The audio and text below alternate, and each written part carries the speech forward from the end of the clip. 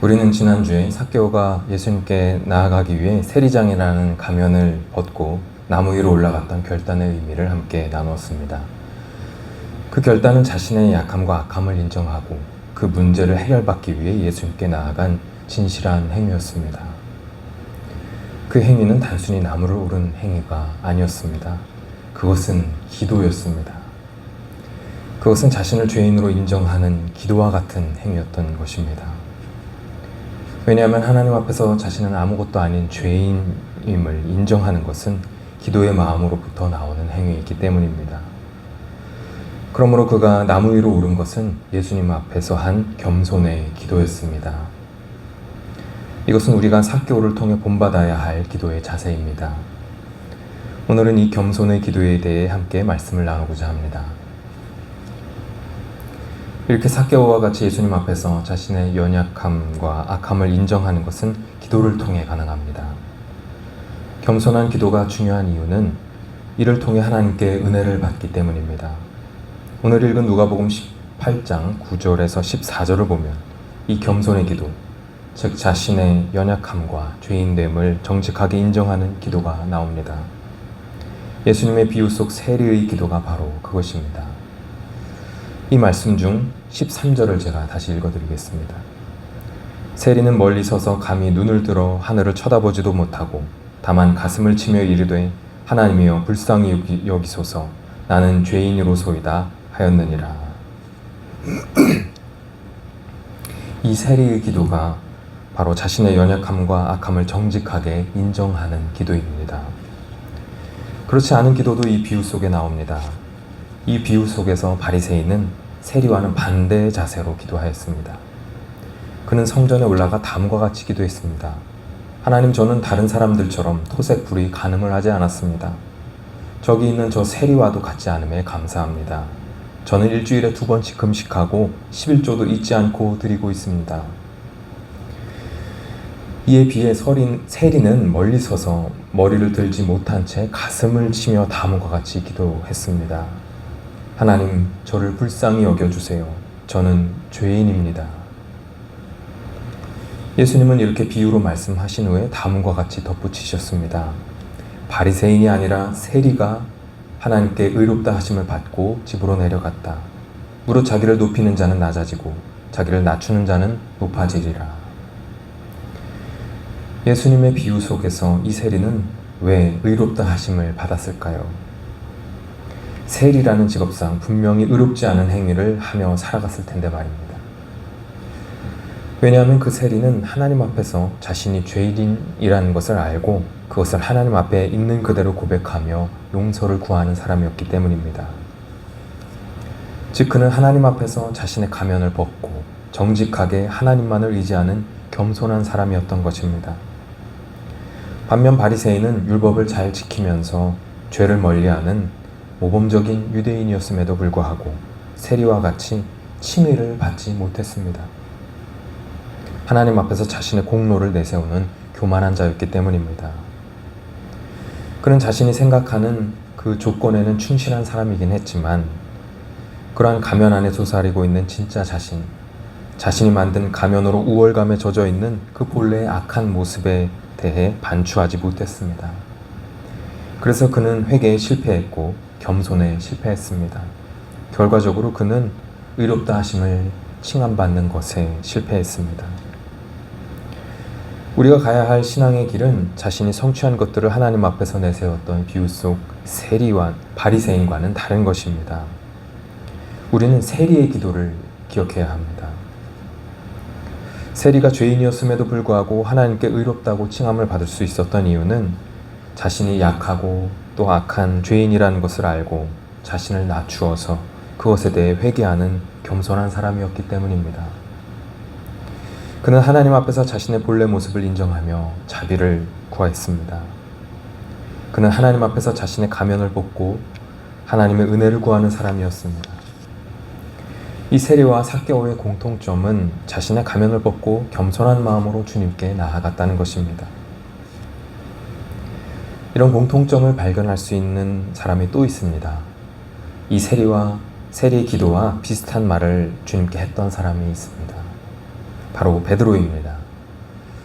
베드로가 처음 주님을 만날 때 그는 고기를 잡는 것에 실패하여 그물을 정리하는 중이었습니다.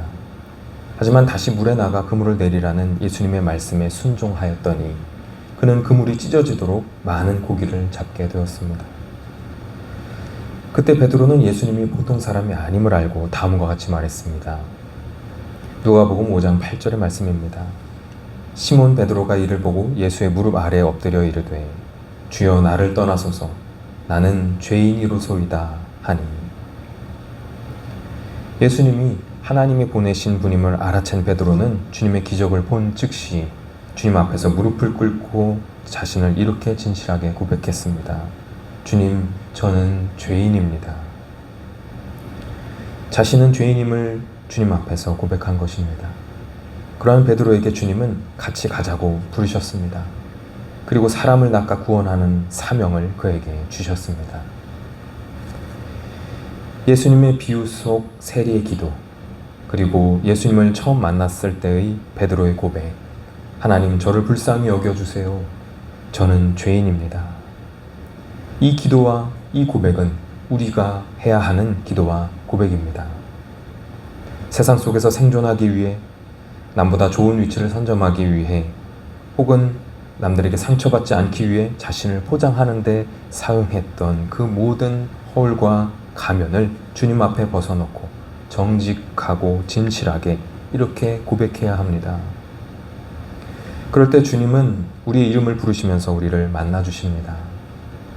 중민아, 괜찮아. 너는 나의 자녀야. 거기서 내려오렴. 나와 함께 가자. 네 집에 가자. 주님의 비유 속 세리처럼, 주님의 부름을 받았던 삭개오와 베드로처럼 주님의 은혜 가운데 이러한 사랑의 음성을 듣고 살아가는 우리가 되기를 소망합니다. 저 또한 이러한 말로 주님께 기도했던 적이 있습니다. 12년 전쯤 저는 어떤 사건으로 인해 신학도 목회도 그만둔 적이 있었습니다. 심지어는 신앙생활도 그만두었습니다. 그렇게 했던 이유 중 하나는 제가 신학이 아닌 다른 학문에 관심이 가서 그것을 하기 원해서였습니다. 그래서 저는 고대 대학원에 들어가서 동양철학을 공부하기 시작했습니다. 그 학교에 들어갈 때는 자신만만했으나 저는 곧 마음이 힘들어지기 시작했습니다. 처음 접하는 학문에 적응하지 못해 겉돌기 시작했습니다. 함께 공부하는 사람들과의 관계도 그리 좋지는 않았습니다. 그때 저는 열등생이 된 것 같아서 마음이 괴로웠습니다. 이때 저는 그동안 발견하지 못했던 제 부족함을 여실히 깨달으면서 그것이 저의 길이 아님을 알게 되었습니다. 그리고는 다시 주님 곁으로 돌아왔습니다. 그 시절 제가 입에 달고 입버릇처럼 하던 기도는 이것이었습니다. 주님, 저는 아무것도 아닙니다. 저를 불쌍히 여겨주세요. 이 말을 버릇처럼 했다고 말씀해드렸지만 그것은 버릇처럼 한 기도가 아니었습니다. 그것은 주님 앞에서 저의 모습을 있는 그대로 인정하고 자비를 구하는 기도였습니다. 주님은 후에 이 기도에 응답하셨습니다. 주님은 저에게 이렇게 말씀하셨습니다. 중민아, 괜찮다. 너를 사랑한다. 양화대교라는 큰 히트곡으로 많은 사랑을 받은 가수 자이언티가 쓴 바람이라는 곡이 있습니다. 이 곡은 자신을 정직하게 들여다보았을 때 갖게 되는 마음을 표현한 곡입니다. 많은 인기와 명성을 누리고 있지만 정작 자신은 그럴 만한 사람이 아니라는 마음을 가사로 표현했습니다. 그 가사를 잠시 읽어드리겠습니다. 창가에 서 있네. 밖에 비 오네. 계속 잡음 같은 게 들려서 귀가 피곤해. 타박타박 타박 어린아이들이 뛰노네. 물 웅덩이를 파고 그 안에서 수영해. 손잡고 다니던 우리 동네 기억해. 난 요즘 시도 때도 없이 걱정해. 가끔 보면 나는 어리석고 멍청해. 너처럼 나도 겉만 봐선 멀쩡해. 저 사람들은 내가 노래하길 바라. 뭐든 이야기하길 바라. 나는 할 말이 없어. 없는데 위로되어 주길 바라. 내가 뭔가가 되어주길 바라. 나는 아무것도 아닌 놈인데. 입술을 모으고 휘파람을 불려해. 어떤 멜로디를 원하는지 궁금해. 노래하길 바라. 뭐든 이야기하길 바라. 나는 할 말이 없어. 위로되어 주길 바라. 내가 뭔가가 되어 주길 바라. 나는 아무것도 아닌 놈인데. 아무것도 아닌데. 아무것도 아닌데. 저 사람들은 내가 노래하길 바라. 뭐든 이야기하길 바라. 나는 할 말이 없어. 위로되어 주길 바라. 내가 뭔가가 되어 주길 바라. 나는 아무것도 아닌 놈인데. 사람들은 자이언티가 과거의 명성처럼 어떤 대단한 멜로디와 가사로 자신들의 위로가 되어주기를 기대하지만 정작 자신은 원래 그럴 수 없는 존재, 아무것도 아닌 존재라는 마음을 표현하고 있습니다. 가수로서 사람들의 기대에 부응하지 못할 것에 대한 부담감, 자괴감 등을 느낄 수 있는 가사입니다. 이 곡은 자신을 정직하게 들여다보았을 때 가지게 되는 괴로움을 노래하고 있는 것입니다. 사실 이것은 자이언티만의 감정은 아닐 것입니다. 우리 모두 자신의 가면 뒤의 모습을 제대로 들여다보기만 하면 다른 사람에게 보이는 자신의 모습과 그 이미지와는 좀 다른 자신의 본 모습 사이의 간극을 깨닫게 됩니다. 그래서 우리는 우리 자신을 정직하게 들여다보면 부족한 자신에 대해서 괴로울 수밖에 없습니다. 왜냐하면 우리가 우리 자신을 깊이 들여다보면 자신의 연약함과 악함을 인정할 수밖에 없고 그런 자신 안에서는 어떤 희망도 발견할 수 없다는 것을 인정할 수밖에 없기 때문입니다. 그래서 그것을 직면하기가 쉽지 않습니다. 우리는 자신을 정직하게 인정하고 싶지 않아 합니다. 어떻게든 남들보다 자신이 우월하다는 것과 가치 있다는 것을 확인하고 싶고 믿고 싶어 합니다. 그리고 또 그 우월성을 남들에게, 심지어는 하나님에게 내세우고 싶어 합니다. 하지만 정말 정직하게 자신을 들여다본 사람은 자신에 대해 깨닫게 됩니다. 자신은 하나님 앞에서 내세울 만한 것이 없다는 것을. 그래서 참된 신앙인은 자신을 보면서 필히 괴로움을 겪게 됩니다. 그리고 그 과정에서 좌절하게 됩니다. 자신에게 어떤 선한 가치도 희망도 없다는 것을 알게 되기 때문입니다. 하지만 참 신앙인은 우리에게 희망이 없는 것이 아니라는 것을 또한 알게 됩니다. 우리에게는 희망이 없지 않습니다. 우리에게는 희망 없는 우리에게 다가오셔서 우리의 희망이 되어주시는 예수 그리스도가 계시기 때문입니다. 삭개오가 했던 것처럼, 예수님의 비유 속 세리가 했던 것처럼 우리 역시 공허하고 절망스러운 우리 마음을 주님 앞에 가져가면 주님은 우리에게 다가오셔서 그 마음을 받아주시고 우리를 바른 길로 인도하십니다. 그렇게 우리는 예수님을 만난 삭개오처럼 희망을 가질 수 있습니다. 예수님은 나무 위에 올라가 있는 삭개오를 보셨습니다. 그냥 보신 것이 아니라 그가 어떤 마음으로 여기까지 왔고 그 나무 위로 올라가는지를 보셨습니다. 삭개오의 진심을 보신 주님은 그를 부르셨습니다. 오늘 읽은 본문 누가복음 19장 5절을 보면 주님이 삭개오에게 이렇게 말씀하신 것을 읽을 수 있습니다. 삭개오야, 속히 내려오라. 내가 오늘 네 집에 유하여야 하겠다. 이 말씀이 삭개오에게는 이렇게 들렸을 것입니다. 삭개오야, 괜찮다. 너를 사랑한다. 같이 밥 먹자. 예상치 못한 예수님의 부름에 그는 기쁨으로 상기되었을 것입니다. 자신의 마음을 알아주고 그 얽힌 것을 풀어준 주님에게 감동하였습니다. 그리고 하나님의 뜻대로 변화되어 소유의 절반을 가난한 자들에게 주고 강탈한 것에 대해서는 4배 갚겠다는 놀라운 고백을 하였습니다. 그런 변화를 보신 주님은 삭개오에게 구원의 선포를 하셨습니다. 오늘 읽은 본문 19장 9절에서 10절을 보시기 바랍니다. 예수께서 이르시되 오늘 구원이 이 집에 이르렀으니 이 사람도 아브라함의 자손이미로다. 인자가 온 것은 잃어버린 자를 찾아 구원하려 함이니라. 이것은 그때 당시 삭개오에게 하셨던 구원의 선포이자 오늘날 주님이 우리에게 하시는 희망의 선포, 구원의 선포이기도 합니다. 주님이 잃어버린 자였던 우리를 십자가의 은혜로 되찾으셨기 때문입니다. 그 은혜 안에서 우리의 허울과 가면은 녹아버리게 됩니다. 우리는 이 주님의 은혜 안에서 삭개오처럼 변화될 수 있습니다. 이미 우리는 변화되어 가고 있습니다. 진실한 마음으로 주님께 나아가면, 겸손한 기도로 주님께 나아가면 주님은 우리를 만나 주십니다. 우리의 모습을 있는 그대로 인정하고 주님을 갈망하면 주님은 우리에게 다가오셔서 우리에게 손 내미시고 교제하십니다.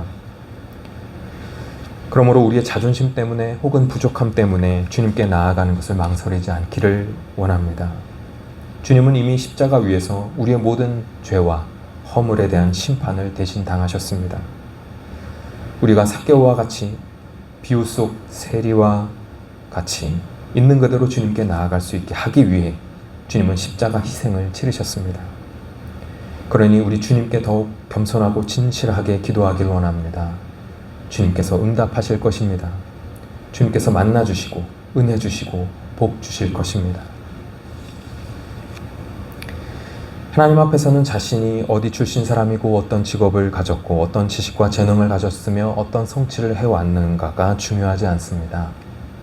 하나님은 그러한 세상의 조건들 뒤에 진짜 속을 보십니다. 주님의 비유 속 세리는 자신의 가면 속 진짜 자신을 하나님 앞에 내놓고 겸손하고 정직하게 나아갔습니다. 삭개오 역시 세리장이라는 허울을 벗어던지고 예수님을 만나기 위해 기도하는 마음으로 나무 위로 올라갔습니다. 주님은 이러한 겸손한 기도의 모습을 귀하게 여기십니다.